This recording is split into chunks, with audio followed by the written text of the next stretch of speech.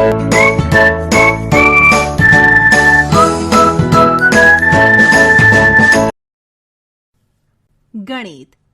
ધોરણ 7 પ્રકરણ 8 રાશિઓની તુલના. પ્રસ્તાવના. આપણા રોજિંદા જીવનમાં એવા ઘણા અવસરો આવે છે જેમાં આપણે બે રાશિઓની તુલના કરીએ છીએ. ધારો કે આપણે હિના અને આમિરની ઊંચાઈની તુલના કરીએ તો આપણને માલુમ પડે છે કે એક હિનાની ઊંચાઈ આમિરની ઊંચાઈ કરતાં બમણી છે, અથવા બે આમિરની ઊંચાઈ હિનાની ઊંચાઈ કરતાં અડધી છે. બીજા ઉદાહરણ પર વિચાર કરીએ, જેમાં રીટા અને અમિત વચ્ચે 20 લખોટીઓ એવી રીતે વહેંચવામાં આવે છે કે જેથી રીટાને 12 લખોટીઓ અને અમિતને 8 લખોટીઓ મળે છે. આ પરથી આપણે કહી શકીએ કે એક રીટા પાસે અમિત કરતાં 3/2 ગણી લખોટીઓ છે, અથવા 2 અમિત પાસે રીટાની લખોટીઓનો 2/3 ભાગ છે. આવા જ એક બીજા ઉદાહરણમાં આપણે ચિત્તા અને માણસની ઝડપની સરખામણી કરીએ. અહીં ચિત્તાની ઝડપ એ માણસની ઝડપ કરતાં 6 ગણી છે, અથવા માણસની ઝડપ એ ચિત્તાની ઝડપ કરતાં 6 ભાગની છે. શું તમને આ રીતની બીજી કોઈ તુલના યાદ છે? ધોરણ 6 માં આપણે બે રાશિઓની તુલના કરવાનું શીખી ગયા, જેમાં આપણે કહ્યું હતું કે એક રાશિ બીજી રાશિ કરતાં કેટલા ગણી હોય છે. અહીં આપણે જોઈશું કે રાશિઓની સરખામણીનો ક્રમ બદલી શકાય છે અને તે પરથી એક રાશિ બીજી રાશિનો કેટલામો ભાગ છે તે કહી શકાય છે. અહીં આપેલા ઉદાહરણોમાં આપણે ઊંચાઈનો ગુણોત્તર આ રીતે દર્શાવીએ. હિનાની ઊંચાઈ જેમ આમિરની ઊંચાઈ બરાબર 150/75 અથવા 2/1. આ પ્રકારની સરખામણીઓ સાપેક્ષ હોય છે અને બે જુદી જુદી પરિસ્થિતિ માટે તે સમાન પણ હોઈ શકે. જો હિનાની ઊંચાઈ 150 સેન્ટીમીટર અને આમિરની ઊંચાઈ 100 સેન્ટીમીટર હોત તો તેમની ઊંચાઈનો ગુણોત્તર આ પ્રમાણે થાય. હિનાની ઊંચાઈ જેમ આમિરની ઊંચાઈ બરાબર 150/100 બરાબર 150/100 બરાબર 3/2 અથવા 3/2. આમ અહીં આપણે જોયું કે બે જુદી જુદી તુલનાઓ માટે ગુણોત્તર સમાન હોઈ શકે. યાદ રાખો કે બે રાશિઓની સરખામણી માટે બંને માપના એકમો સરખા હોવા જોઈએ. ગુણોત્તરને એકમ હોતો નથી. ઉદાહરણ: 3 કિલોમીટરનો 300 મીટર સાથે ગુણોત્તર શોધો. ઉકેલ: સૌપ્રથમ બંને અંતરોને એક એકમમાં લખીએ. તેથી 3 કિલોમીટર બરાબર 3 ગુણ્યા 1000 મીટર બરાબર 3000 મીટર. આથી ગુણોત્તર 3 કિલોમીટર જેમ 300 મીટર બરાબર 3000 જેમ 300 બરાબર 10/1. સમાન ગુણોત્તર. જુદા જુદા ગુણોત્તરની એકબીજા સાથે સરખામણી કરી જાણી શકાય કે તેઓ એકબીજા સાથે સમાન છે કે નહીં. આમ કરવા માટે આપણે ગુણોત્તરને અપૂર્ણાંકોના સ્વરૂપમાં લખવા પડે અને ત્યારબાદ તેઓને સમાન છેદવાળા અપૂર્ણાંકોમાં ફેરવી તુલના કરવામાં આવે છે. જો આ સમાન છેદવાળા અપૂર્ણાંકો સરખા હોય તો આપેલા ગુણોત્તરો સમાન છે એમ કહેવાય. ઉદાહરણ: ગુણોત્તર 1/2 અને 2/3 સમાન છે. ઉકેલ: આ ચકાસવા માટે આપણે 1/2 બરાબર 2/3 થાય છે કે નહીં તે જોવું પડે. અહીં 1/2 બરાબર 1 ગુણ્યા 3/2 ગુણ્યા 3 બરાબર 3/6. 2/3 બરાબર 2 ગુણ્યા 2/3 ગુણ્યા 2 બરાબર 4/6. 3/6 is less than 4/6, અર્થાત 1/2 is less than 2/3. તેથી ગુણોત્તર 1:2 અને 2:3 સમાન નથી. ઉદાહરણ: એ ક્રિકેટ ટીમનું 2 મેચોમાં રમતનું પ્રદર્શન નીચે પ્રમાણે છે. કયા વર્ષમાં રેકોર્ડ વધારે સારો હતો એવું તમે કયા આધારે કહી શકો? ઉકેલ: ગયા વર્ષે. જીત જેમ હાર બરાબર 8:2 બરાબર 4:1. આ વર્ષે જીત જેમ હાર બરાબર 4:2 બરાબર 2:1. સ્પષ્ટ રીતે 4:2 2:1 કરતાં મોટું છે. અપૂર્ણાંક સ્વરૂપમાં 4/1 ઇઝ ગ્રેટર ધેન 2/1. આથી આપણે કહી શકીએ કે ટીમનું પ્રદર્શન ગયા વર્ષે વધારે સારું હતું. જે ગુણોત્તરો સમાન હોય તે ગુણોત્તરો પ્રમાણમાં છે એમ કહેવાય. વસ્તુઓને પ્રમાણમાં રાખવી અને ઉકેલ મેળવવો. અરુણાએ પોતાના ઘરનું ચિત્ર બનાવ્યું અને ઘરની બાજુમાં મમ્મીને ઊભેલા બતાવ્યા. આ ચિત્ર જોઈ મોનાએ કહ્યું, આ ચિત્રમાં કંઈક ભૂલ દેખાય છે. તમે કહી શકો ચિત્રમાં શું ભૂલ છે? તમે આવું કેવી રીતે કહી શકો? અહીં ચિત્રમાં ઊંચાઈનો ગુણોત્તર અને વાસ્તવિક ઊંચાઈનો ગુણોત્તર સમાન હોવો જોઈએ. એટલે કે મકાનની વાસ્તવિક ઊંચાઈ અપોન માતાની વાસ્તવિક ઊંચાઈ બરાબર ચિત્રમાં મકાનની ઊંચાઈ અપોન ચિત્રમાં માતાની ઊંચાઈ. આવું હશે તો જ ચિત્ર પ્રમાણમાં કહેવાશે. જે ચિત્રોમાં પ્રમાણ જળવાયું હોય તે ચિત્રો જોવામાં મોહક અને આકર્ષક લાગે છે. બીજું ઉદાહરણ કે જેમાં પ્રમાણનો ઉપયોગ થાય છે તે છે વિવિધ રાષ્ટ્રધ્વજની બનાવટ. શું તમે જાણો છો રાષ્ટ્રધ્વજ હંમેશા લંબાઈ અને પહોળાઈના એક નિશ્ચિત ગુણોત્તરમાં બનાવાય છે? તે જુદા જુદા દેશો માટે જુદું જુદું હોઈ શકે, પણ મોટે ભાગે 1.5:1 અથવા 1.7:1 ની આસપાસ હોય છે. આપણે આ ગુણોત્તર આશરે 3:2 લઈ શકીએ. ભારતીય પોસ્ટકાર્ડમાં પણ ગુણોત્તરનું લગભગ આ જ માપ હોય છે. હવે શું તમે કહી શકો કે 4.5 સેન્ટીમીટર લાંબા 3.0 સેન્ટીમીટર પહોળા કાર્ડમાં આ જ ગુણોત્તર છે? આ માટે આપણે ગુણોત્તર 4.5:3.0 ની ગુણોત્તર 3:2 સાથે સરખામણી તપાસવી પડશે. આપણે નોંધીએ કે 4.5:3.0 બરાબર 4.5/3.0 બરાબર 45/30 બરાબર 3/2. આમ આપણે જોયું કે 4.5:3.0 અને 3:2 સમાન છે. વાસ્તવિક જીવનમાં આપણે ઘણી જગ્યાએ આવા પ્રમાણનો ઉપયોગ જોઈએ છીએ. આગલા ધોરણમાં આપણે એકમ પદ્ધતિ વિશે શીખી ગયા. આ પદ્ધતિમાં પ્રથમ આપણે એક એકમનું માપ શોધીએ છીએ. ત્યાર પછી જરૂરી સંખ્યા માટે માપ શોધીએ છીએ. ઉદાહરણ: એક નકશો 2 સેન્ટીમીટર બરાબર 1000 કિલોમીટરના પ્રમાણમાપ સાથે આપેલો છે.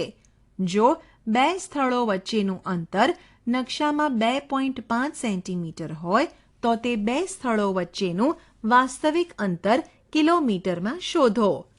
ઉકેલ: રીત 1.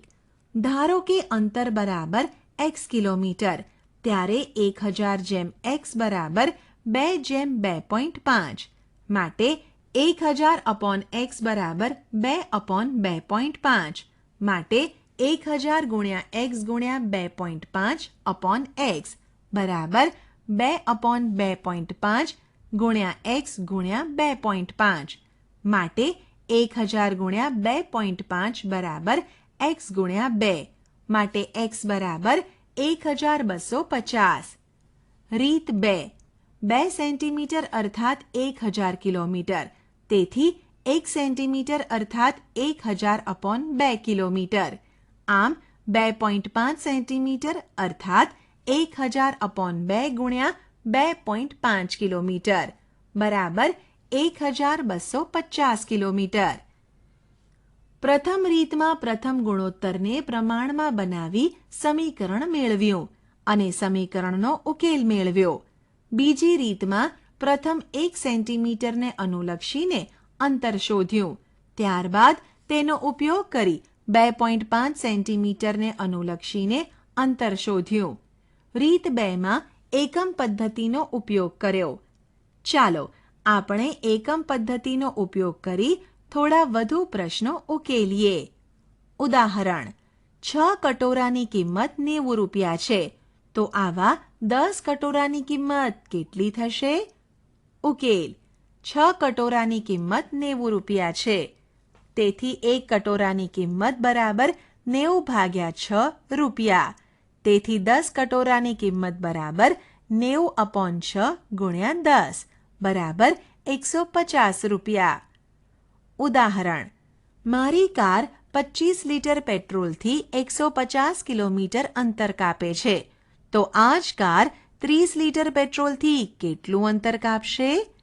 ઉકેલ: 25 લીટર પેટ્રોલથી કારે કાપેલું અંતર બરાબર 150 કિલોમીટર. માટે 1 લીટર પેટ્રોલથી કારે કાપેલું અંતર બરાબર 150/25 કિલોમીટર. તેથી 30 લીટર પેટ્રોલથી કારે કાપેલું અંતર બરાબર 150/25 ગુણ્યા 30 કિલોમીટર બરાબર 180 કિલોમીટર. આ પદ્ધતિમાં પ્રથમ આપણે એક એકમ અથવા એકમ દરનું મૂલ્ય શોધ્યું. બે જુદા જુદા ગુણોની સરખામણી દ્વારા આ કરી શકાય છે. ઉદાહરણ તરીકે, જ્યારે આપણે ઘણી વસ્તુઓની કુલ કિંમત સાથે સરખામણી કરીએ છીએ ત્યારે આપણને કિંમત પ્રતિ વસ્તુ મળે છે. અથવા જો તમે મુસાફરીના અંતરને તે માટે લાગતા સમય સાથે સરખાવો તો અંતર પ્રતિ એકમ સમય શોધી શકાય. અહીં તમે જોઈ શકો કે આપણે વારંવાર દરેક માટે શબ્દના બદલે પ્રતિશબ્દનો ઉપયોગ કરીએ છીએ. ઉદાહરણ તરીકે, કિલોમીટર પ્રતિ કલાક, બાળકો પ્રતિ શિક્ષક વગેરે એકમ દર દર્શાવે છે. ટકાવારી સરખામણી કરવાની બીજી રીત. અનિતા કહે છે કે તેનું પરિણામ વધારે સારું છે કારણ કે તેણે 320 ગુણ પ્રાપ્ત કર્યા છે, જ્યારે રીટાએ માત્ર 300 ગુણ પ્રાપ્ત કર્યા છે. શું તમે અનિતા સાથે સહેમત છો? તમારા મતે કોનું પરિણામ વધારે સારું છે? માનસીએ તેમને કહ્યું કે માત્ર મેળવેલા ગુણોની સરખામણી કરી કોનું પરિણામ વધારે સારું છે તે ન કહી શકાય, કારણ કે જેમાંથી તે બંને ગુણ પ્રાપ્ત કર્યા છે તે કુલ ગુણ બંનેના સમાન નથી.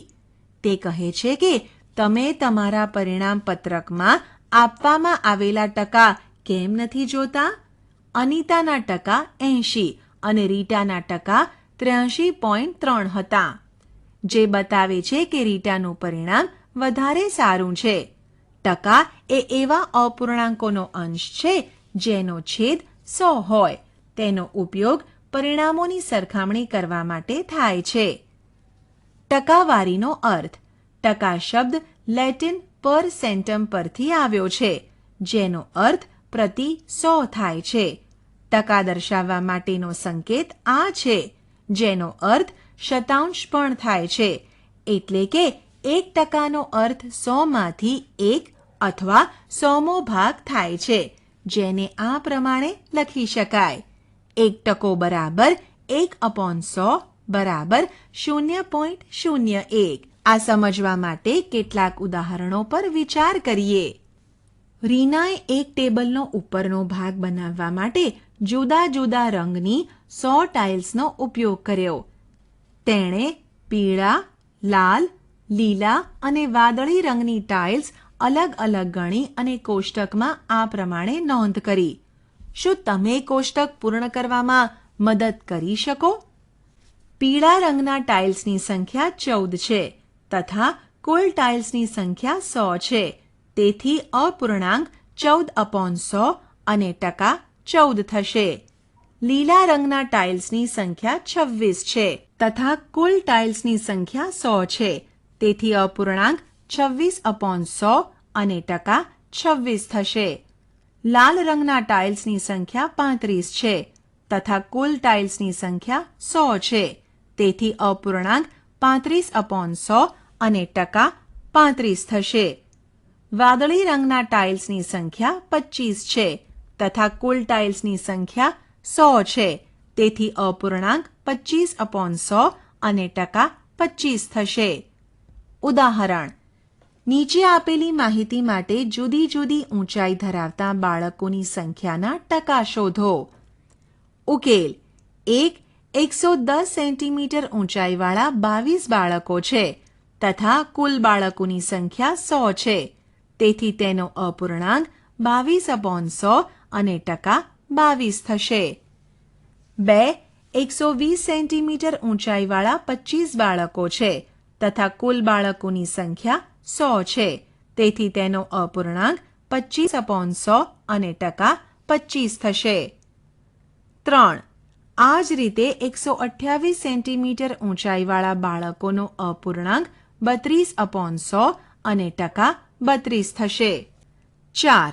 130 સેન્ટીમીટર ઊંચાઈવાળા બાળકોનો અપૂર્ણાંક 21/100 અને ટકા 21 થશે. અપૂર્ણાંકનો સરવાળો કરતા જવાબ 1 મળશે, જ્યારે ટકાનો સરવાળો કરતા જવાબ 100 મળશે. જ્યારે કુલ સરવાળો 100 ન હોય ત્યારે ટકા. ઉપરના બધા જ ઉદાહરણોમાં વસ્તુઓની સંખ્યાનો સરવાળો 100 હતો.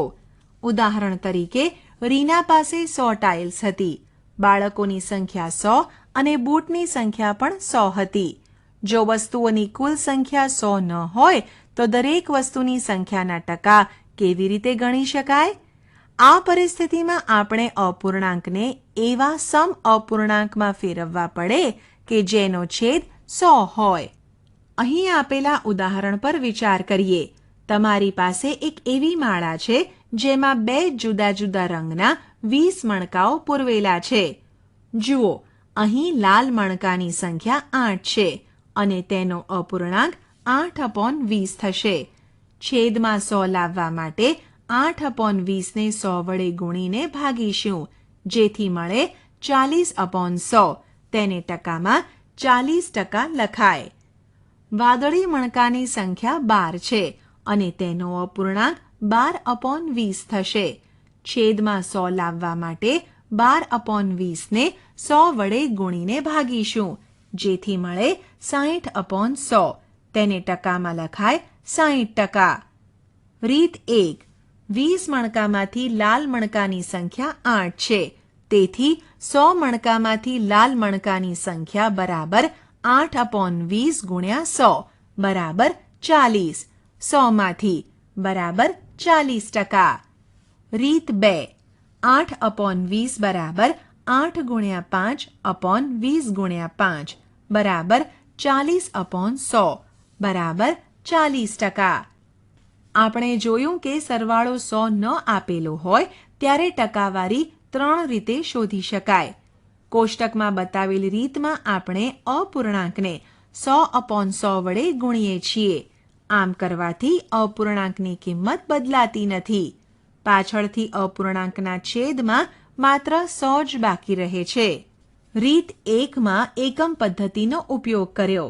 રીત 2માં છેદમાં 100 મેળવવા માટે અપૂર્ણાંકનો 5/5 વડે ગુણાકાર કર્યો.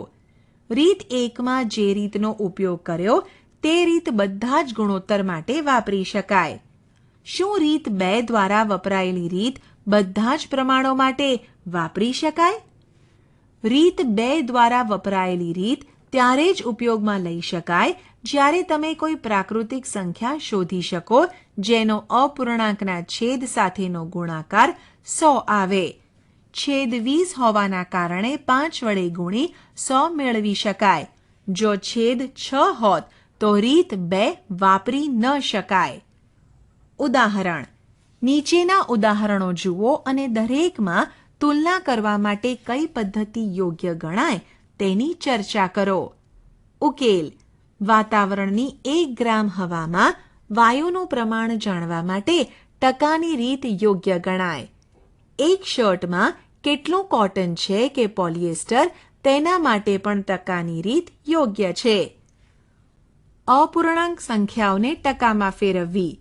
અપૂર્ણાંક સંખ્યાઓના છેદ જુદા જુદા હોઈ શકે. અપૂર્ણાંક સંખ્યાઓની તુલના કરવા માટે તેમના છેદ સમાન કરવા પડે. અને આપણે જોયું કે અપૂર્ણાંકનો છેદ 100 હોય તો સરખામણી કરવી સરળ થઈ જાય છે.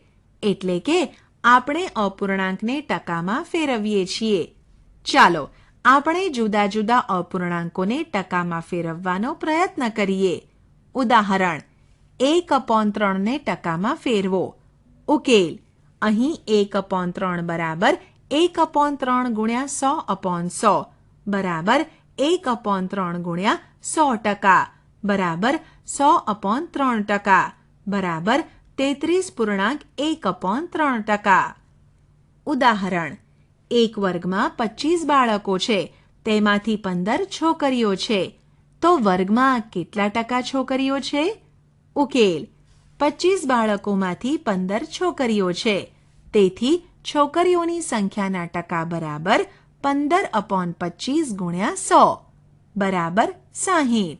વર્ગમાં 60% છોકરીઓ છે. ઉદાહરણ 5/4 ને ટકામાં ફેરવો. ઉકેલ. અહીં 5/4 બરાબર 5/4 ગુણ્યા 100% બરાબર 125%. સાદા અપૂર્ણાંકો સાથે સંબંધિત ટકાવારી 100 કરતાં ઓછી અને મિશ્ર અપૂર્ણાંકો સાથે સંબંધિત ટકાવારી 100 થી વધુ હોય છે. દશાંશોનું ટકામાં રૂપાંતર. આપણે અપૂર્ણાંકોને ટકામાં કેવી રીતે ફેરવી શકાય તે જોયું. હવે આપણે દશાંશોને ટકામાં કેવી રીતે ફેરવી શકાય તે જોઈએ. ઉદાહરણ દશાંશોને ટકામાં ફેરવો. ઉકેલ. a 0.75 બરાબર 0.75 ગુણ્યા 100% બરાબર 75/100 ગુણ્યા 100% બરાબર 75%. b 0.09 બરાબર 9/100 ગુણ્યા 100% બરાબર 9%. c 0.2 બરાબર 2/10 ગુણ્યા 100% બરાબર 20%. ઉદાહરણ અહીં આપેલને ટકામાં ફેરવો. ઉકેલ. a 12/16 12/16 ગુણ્યા 100 બરાબર 75%. b 3.5 35/10 ગુણ્યા 100 બરાબર 350%. c 49/50 49/50 ગુણ્યા 100 બરાબર 98%. d 2/2 2/2 ગુણ્યા 100 બરાબર 100%. e 0.05 5/100 ગુણ્યા 100 બરાબર 5%. f 3/40 ગુણ્યા 100 બરાબર 30/4 બરાબર 15/2 બરાબર 7.5%. g 2/7 ગુણ્યા 100 બરાબર 200/7 બરાબર 28.4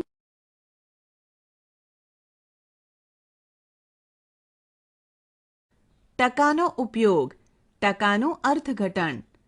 આપણે જોયું કે ટકા સરખામણી કરવામાં મદદરૂપ થાય. અપૂર્ણાંક અને દશાંશ અપૂર્ણાંકને ટકામાં ફેરવતા આપણે શીખી ગયા છીએ. હવે આપણે ટકાનો જીવનમાં ઉપયોગ જોઈશું. આ માટે આપણે પહેલા નીચેના વિધાનોનો અર્થ સમજીશું. રવિ એની 5% કમાણી બચાવે છે. મીરાના ડ્રેસનો 20% ભાગ વાદળી છે.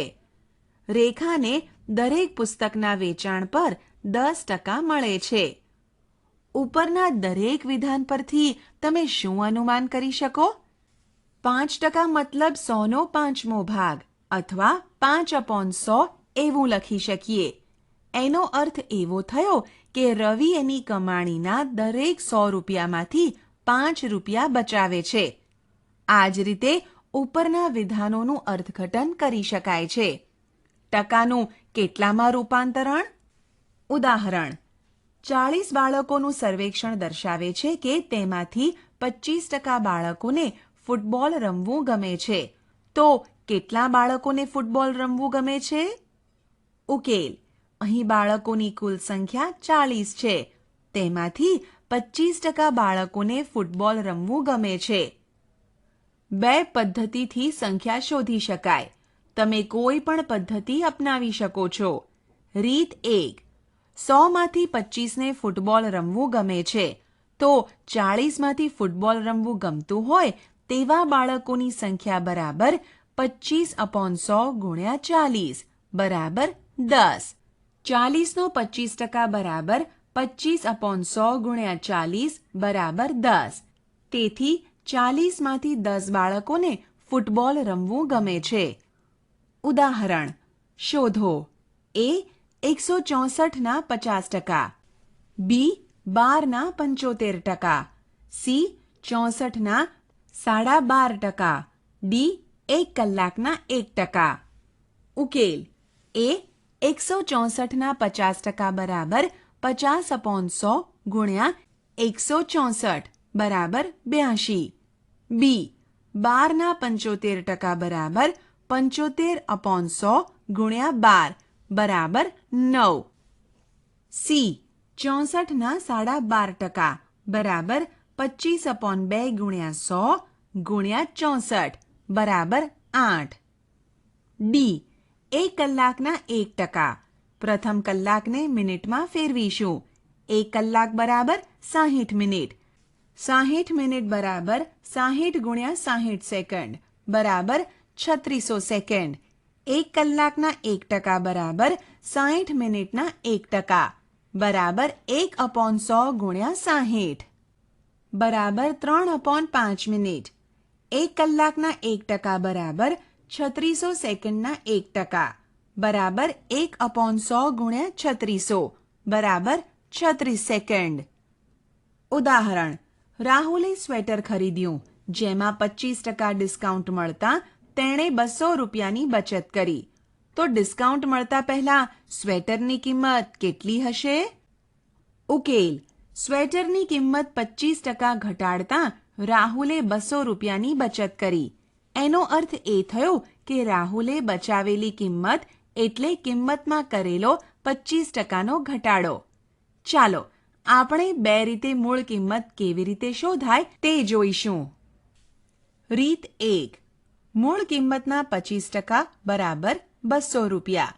ધારેલી કિંમત રૂપિયામાં બરાબર પી.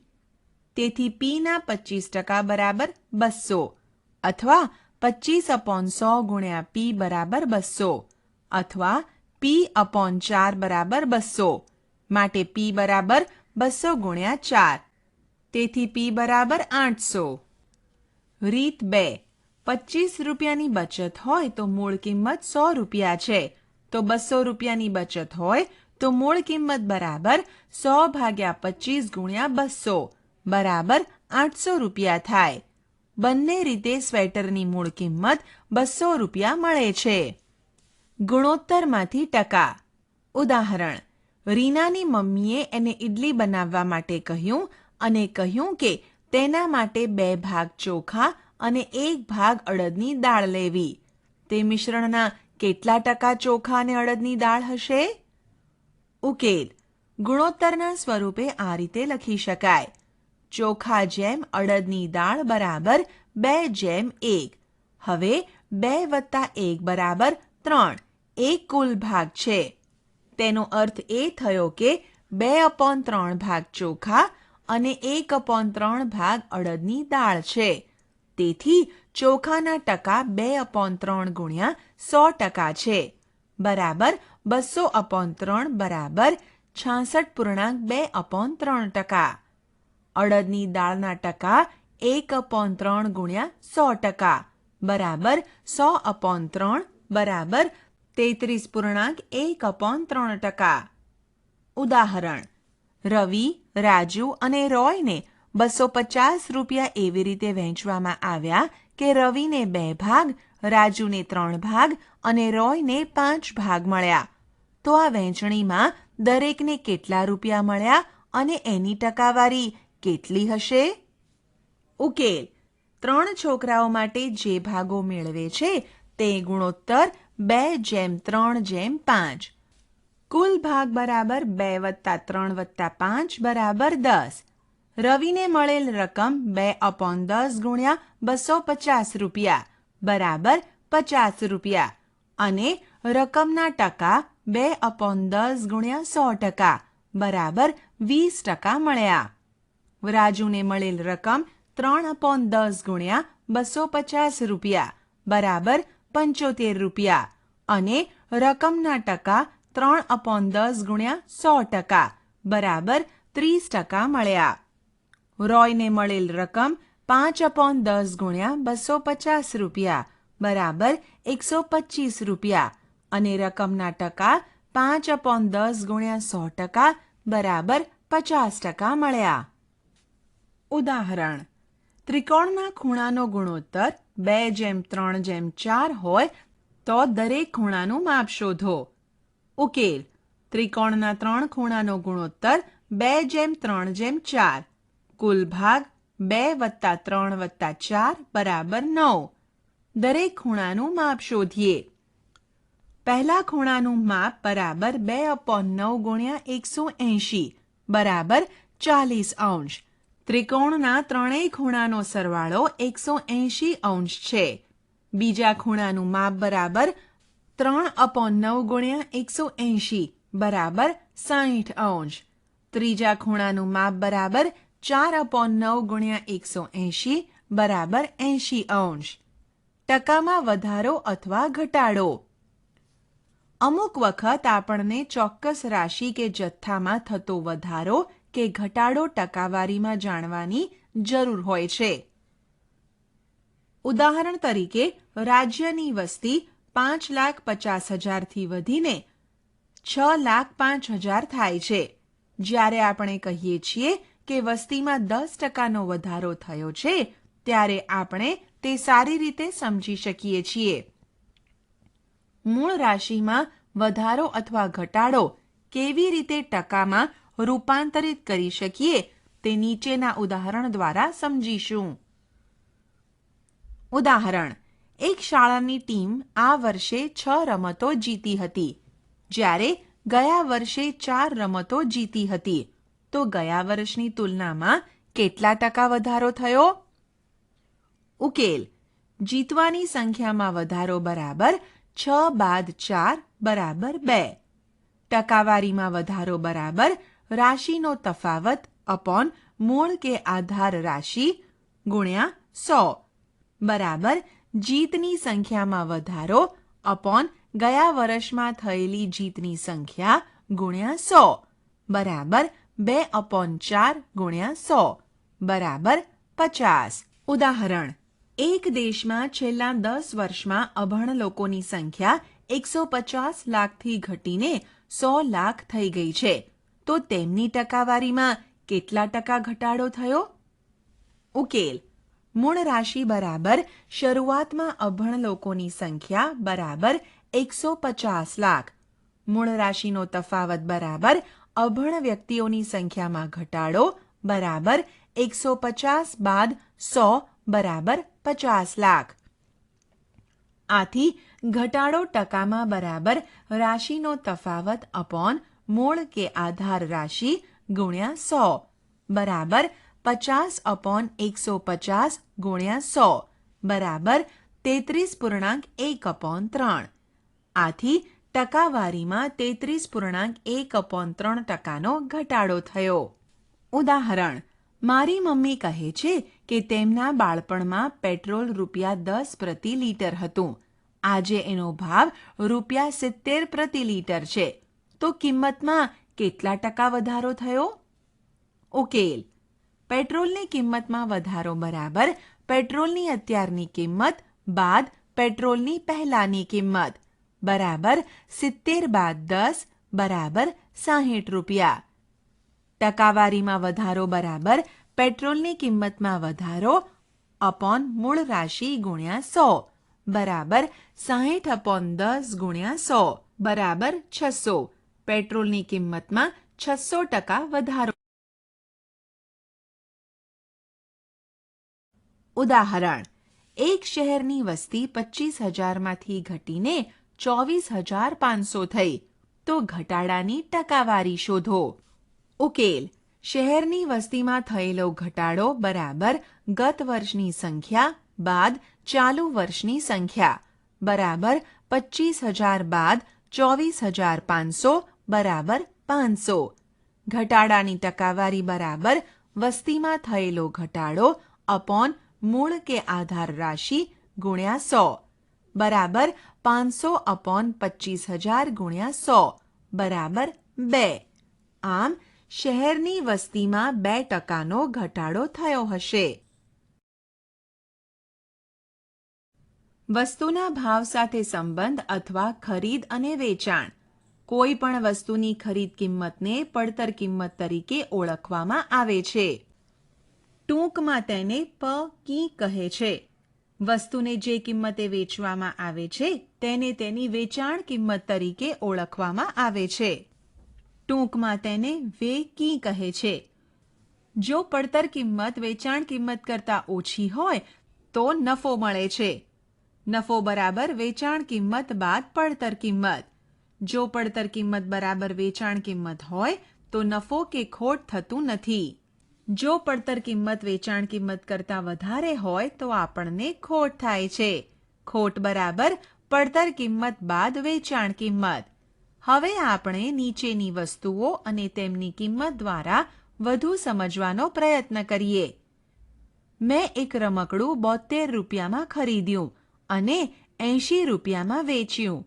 મેં એક ટી શર્ટ 120 રૂપિયામાં ખરીદ્યું અને 20 રૂપિયામાં વેચ્યું. મેં એક સાયકલ 800 રૂપિયામાં ખરીદી અને 940 રૂપિયામાં વેચી. હવે આપણે પહેલા વાક્યને ધ્યાનમાં લઈએ. પહેલા વાક્યમાં રમકડાની પડતર કિંમત 72 રૂપિયા છે અને વેચાણ કિંમત 80 રૂપિયા છે. તેથી જણાય છે કે પડતર કિંમત કરતાં વેચાણ કિંમત વધુ છે. તેથી નફો મળે. તેથી થયેલ નફો બરાબર વેચાણ કિંમત બાદ પડતર કિંમત બરાબર 80 બાદ 72 બરાબર 8 રૂપિયા. હવે બાકીના બંને વાક્યને પણ એ જ રીતે સમજી તમારી જાતે પૂરા કરો.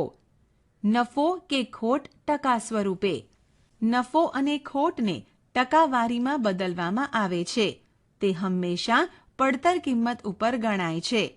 હવે આપણે રમકડાના ઉદાહરણમાં જોઈએ તો આપણી પાસે પડતર કિંમત બરાબર 72 રૂપિયા, વેચાણ કિંમત 80 રૂપિયા તેમજ નફો બરાબર 8 રૂપિયા. તો નફાનું ટકાવારી પ્રમાણે આપણે 2 રીતે ઉકેલીશું. રીત 1. ટકામાં નફો બરાબર નફો અપોન પડતર કિંમત ગુણ્યા 100 બરાબર 8/72 ગુણ્યા 100 બરાબર 1/9 ગુણ્યા 100 બરાબર 11.1/9. રીત 2. ₹72 પર નફો ₹8 છે. માટે ₹100 પર નફો બરાબર 8/72 ગુણ્યા 100 બરાબર 11.1/9. આ રીતે નફો 8 રૂપિયા છે અને નફાની ટકાવારી 11.1/9. તેવી જ રીતે તમે ટકામાં ખોટ પણ શોધી શકો.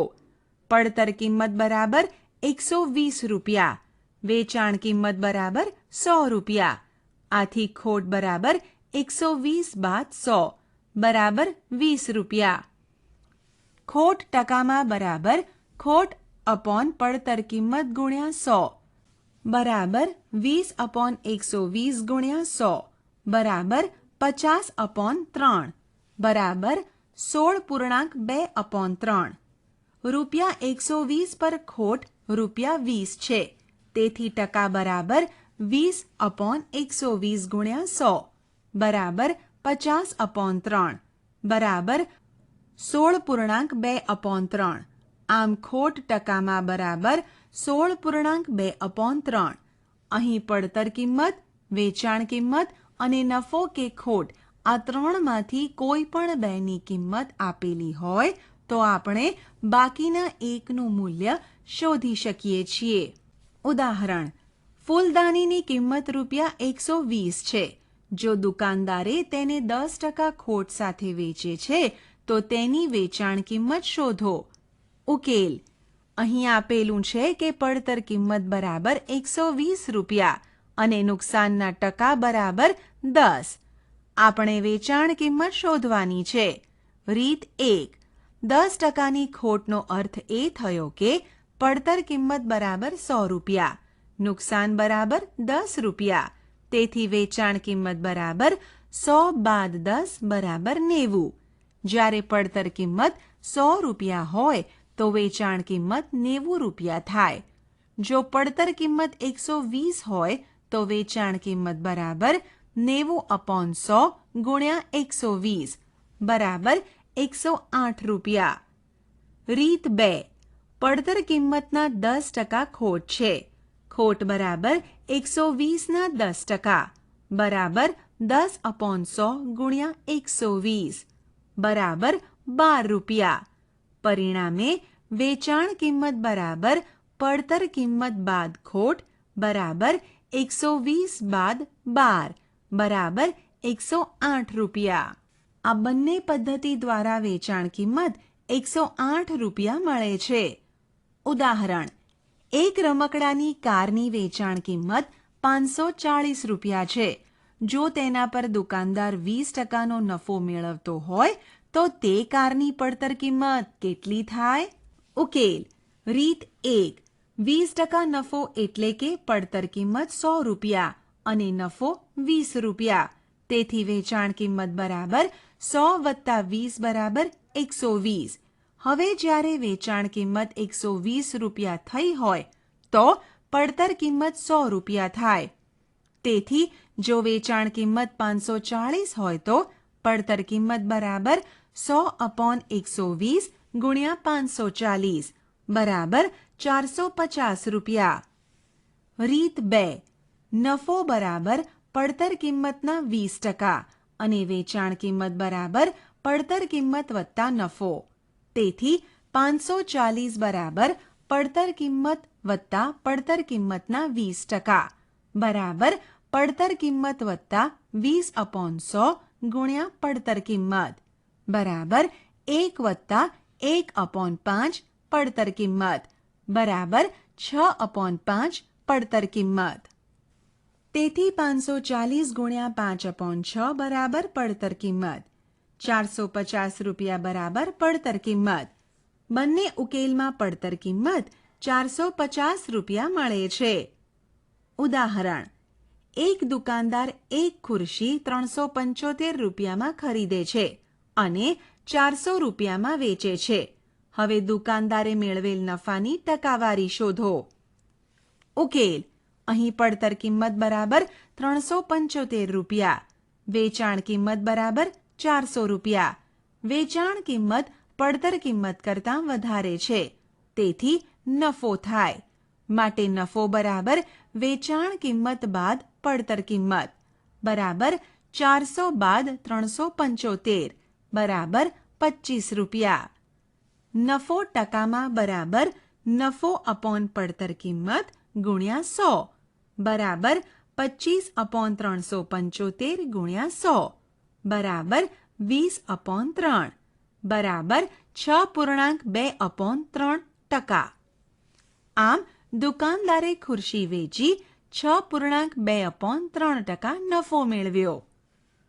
ઉદાહરણ: 50 રૂપિયામાં એક વસ્તુ ખરીદાય છે અને તેને 12%ના નફા સાથે વેચવામાં આવે છે. તો વેચાણ કિંમત શોધો. ઉકેલ: અહીં પડતર કિંમત બરાબર 50 રૂપિયા, નફાની ટકાવારી બરાબર 12%. વેચાણ કિંમત કેટલી? નફો ટકામાં બરાબર નફો અપોન પડતર કિંમત ગુણ્યા 100. માટે 12 બરાબર નફો અપોન 50 ગુણ્યા 100.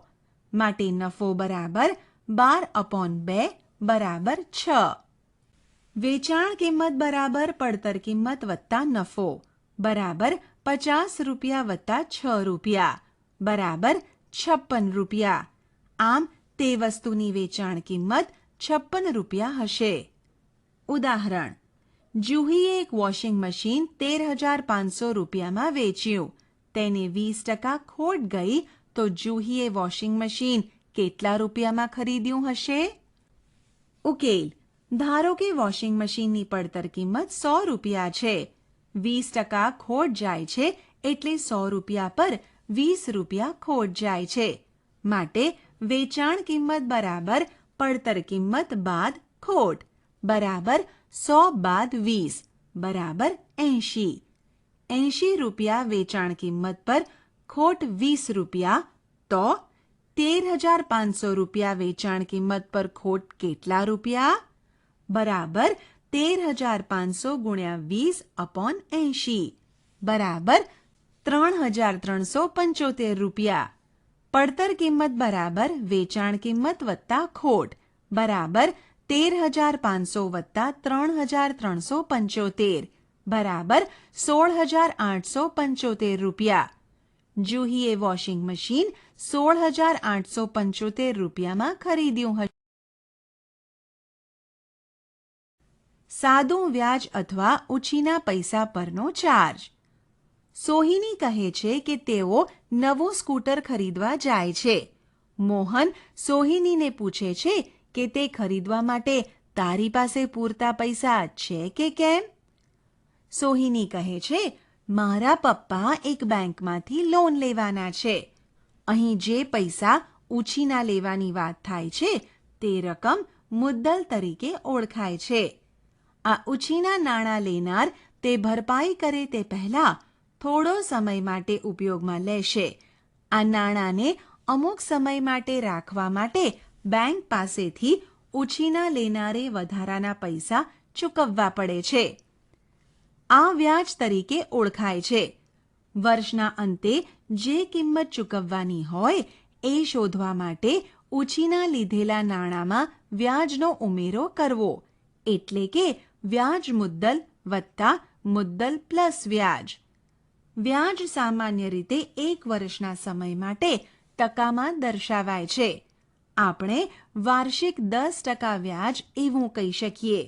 10% વ્યાજનો અર્થ દરેક 100 રૂપિયા પર 1 વર્ષ માટે 10 રૂપિયાનું વ્યાજ.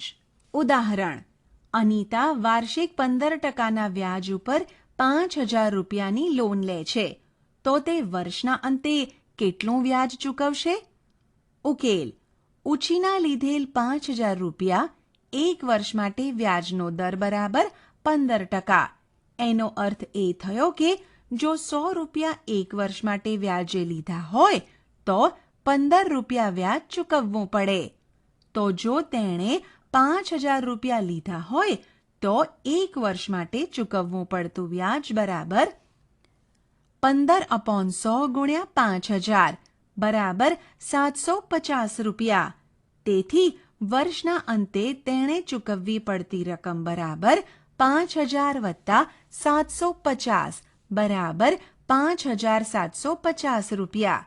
તેથી 1 વર્ષનું વ્યાજ શોધવા આ પ્રમાણે સામાન્ય તારણ લખી શકાય. મુદ્દલ માટે P અને વ્યાજના દર માટે R. હવે 100 રૂપિયા માટે ચૂકવવું પડતું વ્યાજ R રૂપિયા. તેથી જો P રૂપિયા વ્યાજે લીધા હોય તો 1 વર્ષ માટે ચૂકવવું પડતું વ્યાજ બરાબર R ગુણ્યા P/100 બરાબર P ગુણ્યા R/100. 1 થી વધુ વર્ષ માટે વ્યાજ. જો અનિતા 2 વર્ષના અંતે પૈસા પરત કરશે અને વ્યાજનો દર સમાન હશે તો તેણે 2 વાર વ્યાજ ચૂકવવું પડશે. પહેલા વર્ષ માટે 750 રૂપિયા, બીજા વર્ષ માટે 750 રૂપિયા. આ રીતે થતી વ્યાજની ગણતરી જ્યાં મુદ્દલ બદલાતું નથી તેને સાદું વ્યાજ કહે છે. જેમ વર્ષ વધતા જાય છે તેમ વ્યાજ પણ વધતું જાય છે. જો 3 વર્ષ માટે 18% વ્યાજના દરે 100 રૂપિયા લીધા હોય તો 3 વર્ષના અંતે ચૂકવવું પડતું વ્યાજ 18 + 18 + 18 બરાબર 3 ગુણ્યા 18 બરાબર ₹54. આપણે 1 વર્ષથી વધારે વર્ષ માટે સાદું વ્યાજનું સામાન્ય તારણ આ રીતે શોધી શકીએ. આપણે જાણીએ છીએ કે મુદ્દલ રૂપિયા P, 1 વર્ષ માટે વ્યાજ દર 8%, તો વર્ષના અંતે ચૂકવવું પડતું વ્યાજ R ગુણ્યા P/100. તેથી T વર્ષ માટે ચૂકવવું પડતું વ્યાજ I બરાબર PRT/100 અને ચૂકવવી પડતી કુલ રકમ બરાબર વ્યાજ મુદ્દલ બરાબર A બરાબર P પ્લસ I. જો કોઈ પણ 4 મૂલ્યમાંથી 3ના મૂલ્ય આપવામાં આવ્યા હોય તો તેમની વચ્ચેનો સંબંધ I બરાબર P ગુણ્યા T ગુણ્યા R/100 છે, જેના દ્વારા તમે બાકીના મૂલ્ય શોધી શકો છો. ઉદાહરણ: 6.5% વાર્ષિક વ્યાજના દરે 6,050 રૂપિયા લેવામાં આવે તો 3 વર્ષના અંતે ચૂકવવું પડતું વ્યાજ અને વ્યાજ મુદ્દલ શોધો.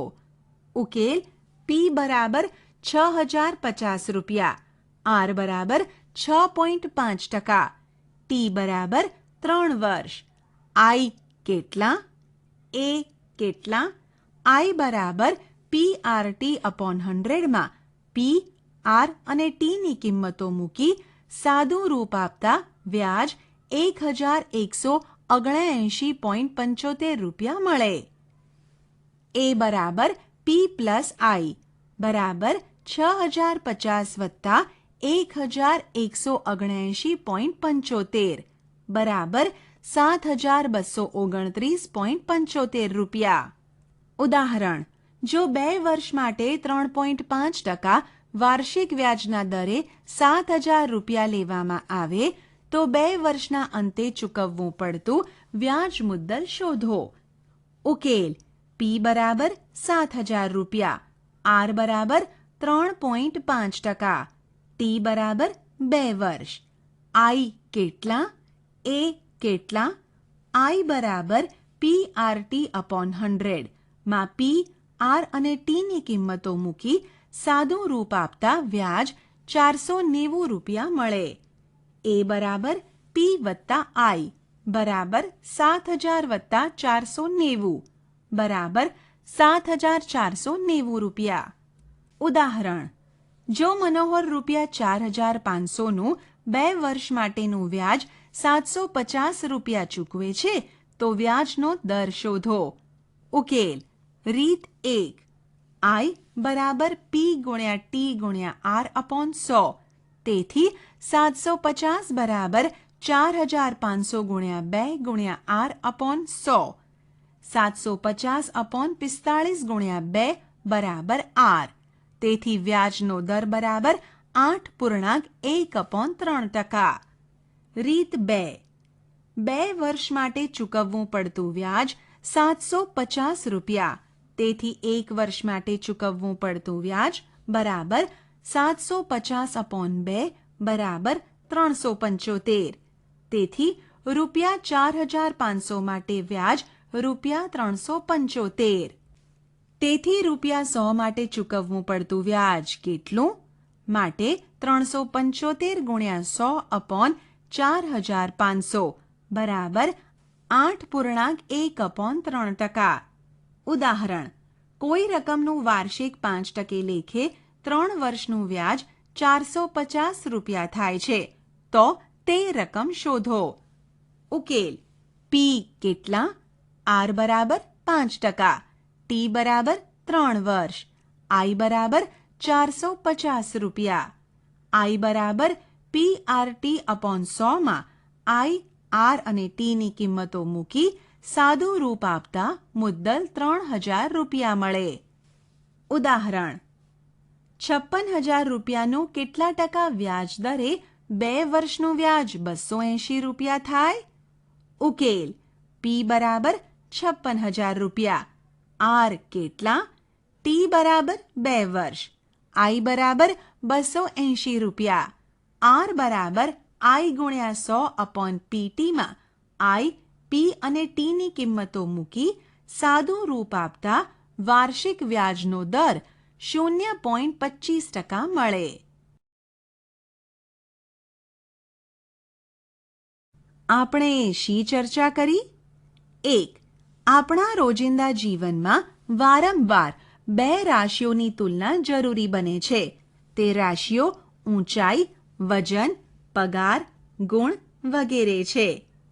2.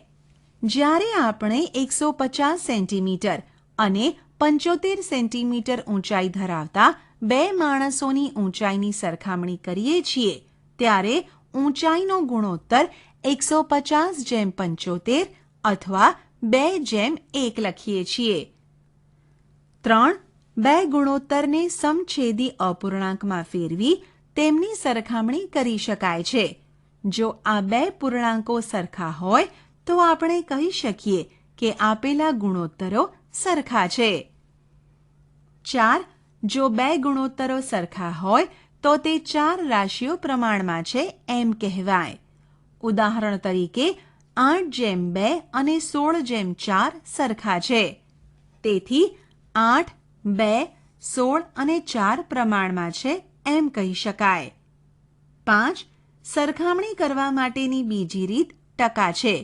ટકા એ જેનો છેદ 100 હોય તેવા અપૂર્ણાંકનો અંશ છે.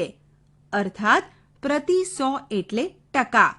દાખલા તરીકે 82% ગુણ એટલે 100માંથી 82 ગુણ. 6.